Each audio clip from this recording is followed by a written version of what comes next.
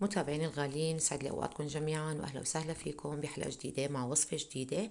اليوم رح نقدم لكم نوع من انواع المقبلات. هاي الوصفه كنا نقدمها للزباين بالمطعم اللي كنت اشتغل فيه، وان شاء الله رح تعجبكم وفينكم تطبقوها بالكميه اللي انتم بتحبوها. انا رح اعمل 3 حبات باذنجان، طبعا بيعملوا صحن كبير. وعندي هون 4 انواع فليفله، طبعا الفليفله حسب الرغبه فيكم تحطوا نوع نوعين، بس للشكل بيطلع احلى اذا حطيتوه من ال4 انواع. نحتاج لحبتين بصل، حبتين بندورة، وشوية بقدونس للتزيين. وعندي هون كاتشب. نحتاج لشوية ملح وشوية فلفل أسود أو بهار، لربع فنجان زيت زيتون أو زيت نباتي، ويفضل زيت زيتون. وعندي هون معلقة دبس فليفلة أو محمرة. هدول هن المكونات. خلينا ننتقل لطريقة التحضير. متابعيني، وهلا وصلنا معكم للمرحلة الثانية. شايفين حبات الباذنجان أنا غسلتهم كتير منيح وحززتهم بهي الطريقة، قشرتهم بهي الطريقة.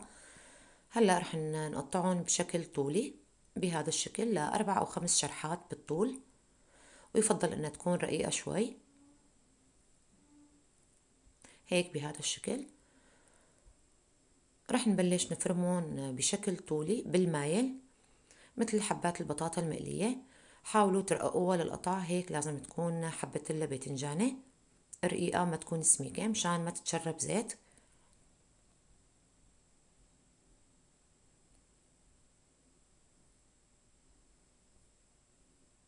هيك بهذا الشكل مثل أصابع البطاطا. متابعيني، انتو اذا عيلتكم صغيرة وشفتوا الكمية كبيرة فينكم تعملوا حبة باذنجان ومن كل نوع خضرة حبة حبة. هاي الكمية اللي انا عاملتها تقريبا تعمل صحن كبير زورق. بتمنى الوصفة تعجبكم، بتمنى تطبقوها هلا برمضان. كتير كتير طيبة وخفيفة. هلا هيك بعد ما فرمنا الباذنجان كله، عندي هون الفليفلة الحمراء.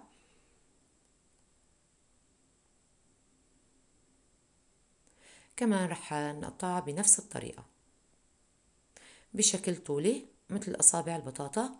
بترققوها هيك بهذا الشكل.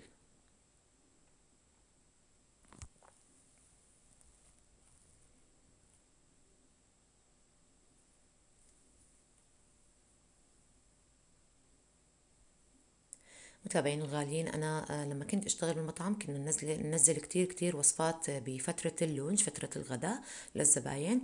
وفي عندي وصفات كتيرة للمقبلات. إن شاء الله رح أحاول أنزل لكم إياها برمضان لا تطبقوها على الإفطار. وصفات كلها سهلة وبسيطة وخفيفة على المعدة.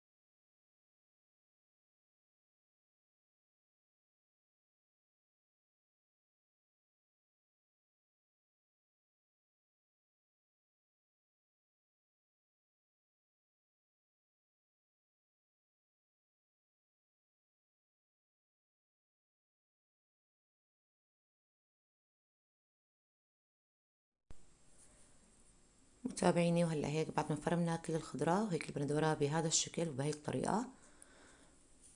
طبعا فرمنا البقدونس كمان على الناعم. بتحموا الزيت وبتضيفوا الباذنجان، لازم يكون الزيت حامي.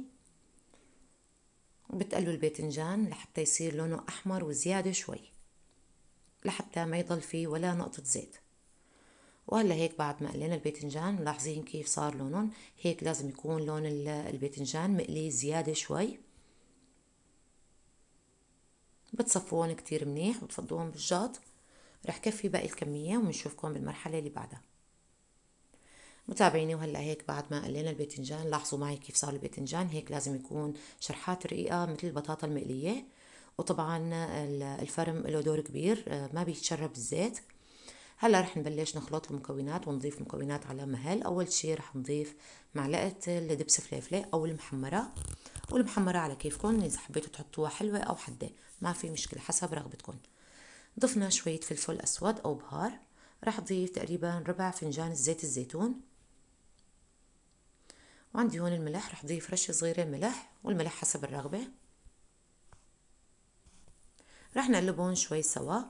متابعيني، انتو اذا كان نوعية الباذنجان من النوع الكبير واللي بيتشرب زيت، حاولوا ترققوهم قدر الامكان، وبعد ما تقلوهم تحطوهم بمصفاية لحتى يصفي منها الزيت تماما. يفضل تكون هاي السلطة ما فيها زيت زيادة، زيت القلي، لحتى ما تتغير طعمتها. هلا عندي هون الكاتشب، انا رح اضيف هاي الكمية وممكن اني احتاج كمان شوي، تقريبا نص كاسة.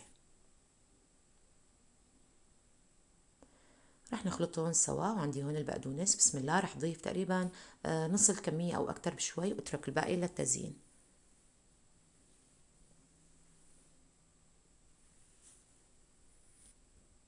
هيك صبايا مثل ما شايفين. هلا انا رح ضيف باقي الخضرة بالتدريج. اول شي رح ضيف شرحات الفليفل الخضراء والحمراء والملونة، ورح ضيف عليهم البصل.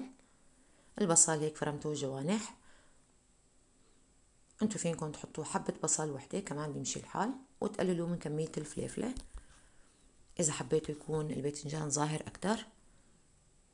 بتقلبون هيك بهي الطريقة تقليب.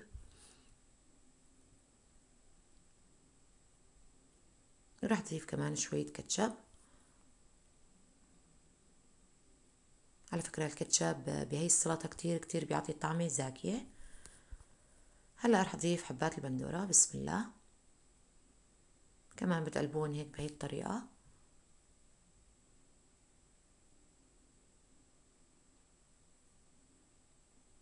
وبآخر مرحلة نحن رح نضيف الباذنجان المقلي.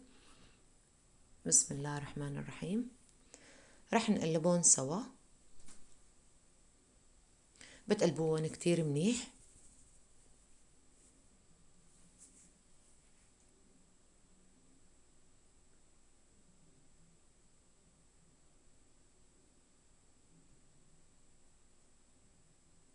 وهلا هيك صار جاهز.